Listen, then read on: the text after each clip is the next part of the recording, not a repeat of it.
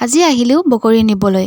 আমাৰ এই ৰাস্তাটোত বহুত বগৰী গছ আছে, সেয়েহে ভাবিলোঁ পকিছে নেকি চাবলৈ আহিছিলোঁ, কিন্তু এটা দুটা পকি আছে বাৰু। যিখিনি ওচৰত পকা আছিলে সেইখিনি মানে অন্য লোকে খাই নাইকিয়া কৰিলে, কাৰণ ৰাস্তাৰ ওচৰতে আছে যিহেতু বগৰী গছ কেইজোৰ।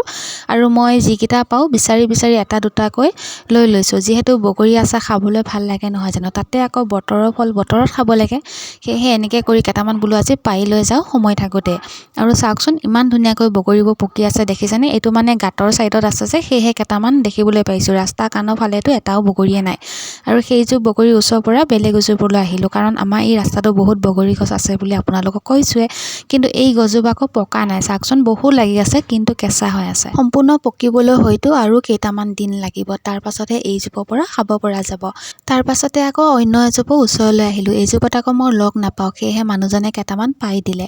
আৰু এইকেইটা পালোঁ আজি বগৰী, মানে বেছিকৈ পৰা নহ'লে, পাছত আহি এদিন ভালকৈ সৰহকৈ লৈ যাম বুলি মনতে ভাবি থলোঁ।